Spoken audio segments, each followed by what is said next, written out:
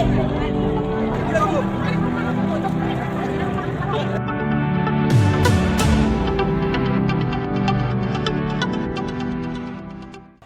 আলাইকুম সবাইকে।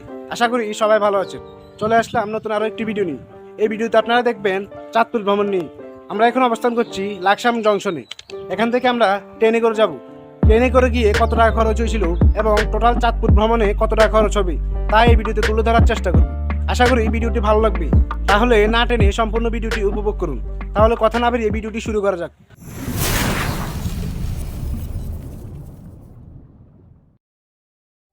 চাঁদপুর বাংলাদেশের দক্ষিণ পূর্বাঞ্চলে পদ্মা, মেঘনা এবং ডাকাতিয়া নদীর মিলনস্থলে অবস্থিত একটি জেলা।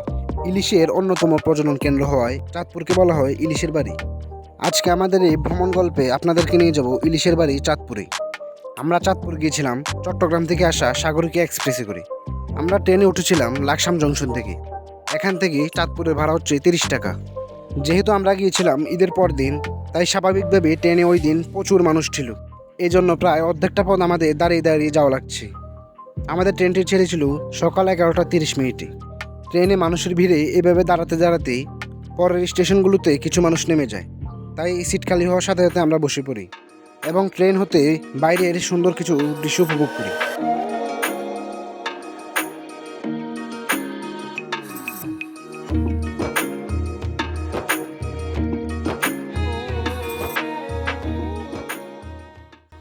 দুপুর প্রায় 2টায় আমরা পৌঁছে যাই চাঁদপুর রেল স্টেশনে। যেহেতু প্রায় অর্ধেকটা পথ দাঁড়িয়ে গিয়েছিলাম, তাই অনেক ক্লান্ত হয়ে গিয়েছিলাম। অবশ্যই চলে আসলাম চাঁদপুর। জীবনে ট্রেন চলা অবস্থায় তো বাজে অভিজ্ঞতা আর হয়নি। ঈদের ছুটির কারণে কি পরিমাণ পর্যটক এসেছে দেখুন। আমরা যে ট্রেনে এসেছিলাম টিটির কাছ থেকে শুনতে পাই মানুষ বেশি হওয়ার কারণে ছাদে উঠেছিল কয়েকজন ছেলে। ওইখান থেকে 3জন ছেলে পড়ে মারা যায়। বিষয়টা খুবই দুঃখজনক। তাই আপনার জীবনের ঝুঁকি নিয়ে কখনোই ট্রেনে চড়বেন না। আমরা এখন চলে যাচ্ছি বড় স্টেশনের কাছে।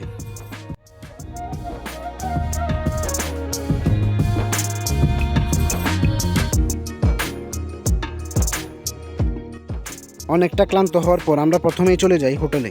ওইখান থেকে আমার দুপুরে লাঞ্চ সেরে নিই। লাঞ্চ সেরে আমরা রওনা দিই বড় স্টেশনের দিকে। এখন আমরা বড় স্টেশনে প্রবেশ করছি। দেখুন কি পরিমাণ মানুষ এখানে।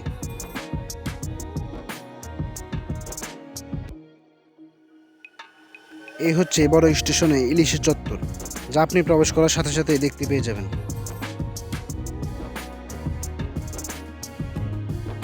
আমরা বড় স্টেশনে প্রবেশ করে প্রথমে ডাকাতিয়া নদীর সামনে চলে যাই। ওইখান থেকে কিছুক্ষণ নদীর অনেক সুন্দর দৃশ্য উপভোগ করছিলাম। মানুষ বেশি হওয়ার কারণে আপনাদেরকে চাঁদপুর বড় স্টেশনের ভালো ভিডিও দিতে পারছি না, এর জন্য দুঃখ প্রকাশ করছি।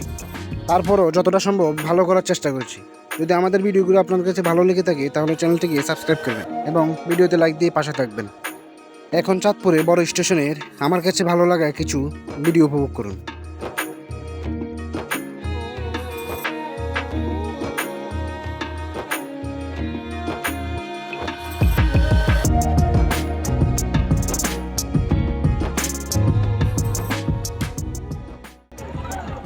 আমাদের চাঁদপুর ভ্রমণটি ঈদের পর দিন হওয়ায় আজকে চাঁদপুরে দেখুন কি পরিমাণ মানুষ।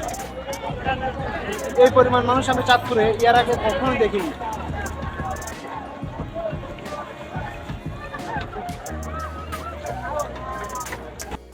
আমরা এখন নিচ থেকে উপরের দিকে উঠে যাচ্ছি। আপনারা সবাই সাবধানে পাথরগুলো থেকে, এগুলো অনেক সময় পিচ্ছিল হয়ে থাকে।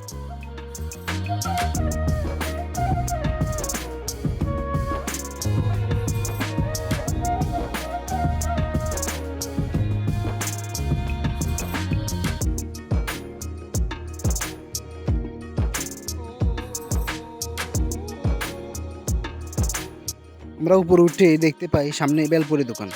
ওইখান থেকে আমরা 50 টাকা করে দুজনে বেলপুরি খেয়ে নিই।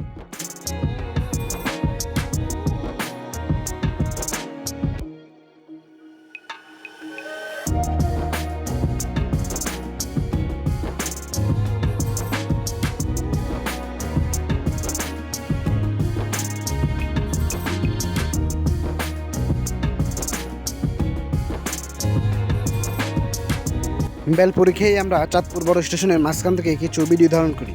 অতিরিক্ত মানুষের ফলে চারপাশ বালু বালু হয়েছে, তাই ভিডিও ভালোভাবে ধারণ করতে পারিনি।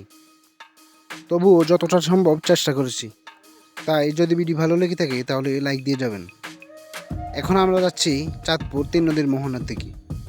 এখানে হচ্ছে টলার ঘাট, এখান থেকেই আপনি মিনি কক্সবাজার এবং বিভিন্ন চরে যেতে পারবেন। চাঁদপুরের মিনি কক্সবাজার নিয়েও কিছুদিনের মধ্যে আমাদের চ্যানেলে ভিডিও আসবে। এখানে এত সুন্দর 3 নদীর মোহনায় বিকেলে বসে আপনার বন্ধুর সাথে অনেক সুন্দরভাবে সময় কাটাতে পারবেন। ভিডিওতে দেখতে পাচ্ছেন এখানে অনেক মানুষ, তাই আপনারা এখানে আসার আগে চেষ্টা করবেন কোনো সরকারি ছুটি বা বন্ধের দিনে আসবেন না। আমরা এখন বড় স্টেশনে চারপাশ ঘোরাঘুরি শেষ করে এখন বাইরের দিকে চলে যাচ্ছি।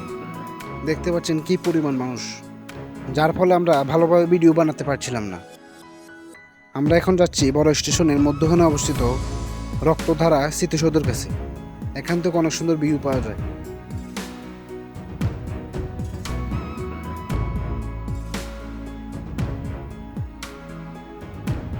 রক্তধারা স্মৃতিসৌধ ঘোরাঘুরি শেষ করে আমরা এখন চলে যাচ্ছি দোকানপাটের দিকে। এখানে আপনারা চাইলে অনেক কিছুই কেনাকাটা করতে পারেন, আপনাদের প্রয়োজনীয় সব কিছুই পেয়ে যাবেন। আমরা এই যে দেখতে পাচ্ছেন এই দোকান থেকে আমরা একটি ছবির ফ্রেম কিনেছিলাম মাত্র 100 টাকায়। দাম মোটামুটি কমই, আমরা তেমন কোনো মূলামূলি করা ছাড়াই তিনি আমাদেরকে 100 টাকায় দিয়ে দেয়। তবু আপনার মনে যদি দাম নিয়ে সন্দেহ থাকে তাহলে অনেকগুলো দোকানে রয়েছে, আপনি চাইলে যাচাই করতে পারেন। এরপরে আমরা কেনাকাটা শেষ করে সামনের দিকে রওনা দিই।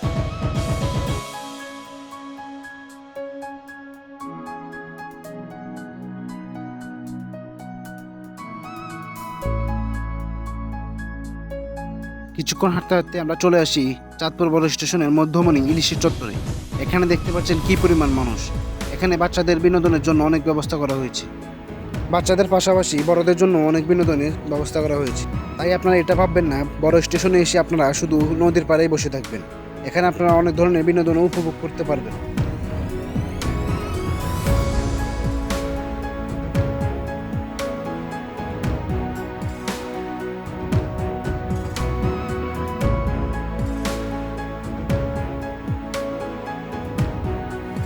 এরপর আমরা এখানে কিছুক্ষণ ঘোরাঘুরি করলাম।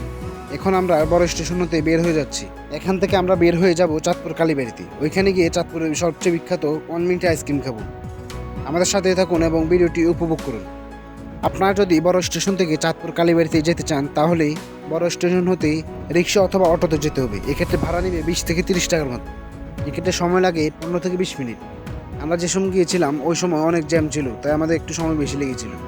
আমরা এখন চাঁদপুর বড় স্টেশন থেকে চাঁদপুর কালীবাড়িতে যাচ্ছি। ওখানে গিয়ে 1 মিনিটের আইসক্রিম খাবো।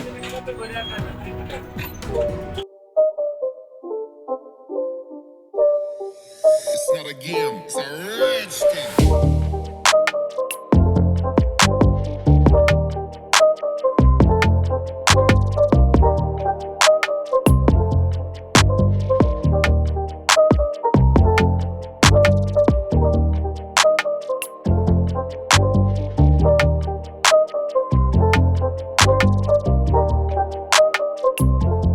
আমরা এখন পৌঁছে গেলাম চাঁদপুর কালীবাড়ি মোড়ে। এখান থেকে আপনাকে হেঁটে যেতে হবে। গাড়ি হতে নেমে আপনার হাতের ডান পাশে চাঁদপুর কোর্ট স্টেশনের কাছে চলে যাবেন, ওইখান থেকে যেতে হবে আপনাকে। ভিডিওতে দেখতে পাচ্ছেন কোর্ট স্টেশনের পাশ দিয়ে যে সোজা রাস্তায় চলে গেছে ওই রাস্তা দিয়ে যাবেন। এক্ষেত্রে হেঁটে যেতে সময় লাগবে 3 থেকে 5 মিনিটের মতো।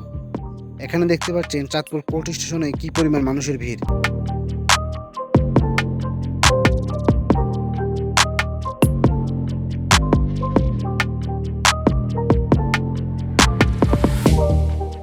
ওই যে সামনে দূরে দেখতে পাচ্ছেন সাধনা ঔষধালয়, এটার পাশে হচ্ছে 1 মিনিটের আইসক্রিম।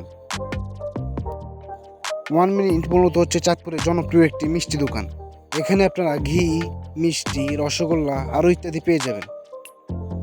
কিন্তু মূলত 1 মিনিটের আইসক্রিমের কারণে এই প্রতিষ্ঠানের এত জনপ্রিয়তা বেড়ে গেছে। 1 মিনিটের আইসক্রিমের প্রতি কাপের দাম 50 টাকা নেই, তাই দামাদামি করার কোনো সুযোগ নেই, এখানে একদম সব কিছুই।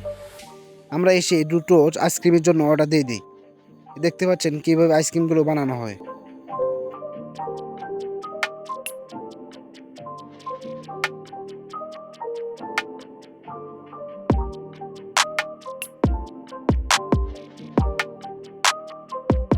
ওয়ান মিনিটে যেমন জনপ্রিয়তা তাদের আইসক্রিমগুলো অনেক মজার। আমার সারাদিনের ঘোরাঘুরির ক্লান্তি এই আইসক্রিম খেয়েই চলে গেছে। তাই আপনারা চাঁদপুর ঘুরতে আসলে অবশ্যই 1 মিনিটে আইসক্রিম খাওয়ার চেষ্টা করবেন। আমার চাঁদপুর ভ্রমণের ভিডিও এখানে শেষ। যদি ভিডিওগুলো আপনাদের কাছে ভালো লেগে থাকে তাহলে চ্যানেলটিকে সাবস্ক্রাইব করবেন এবং পাশে থাকা বেল আইকনটি বাজিয়ে রাখবেন। ধন্যবাদ সবাইকে, দেখা হবে অন্য কোনো ভিডিওতে।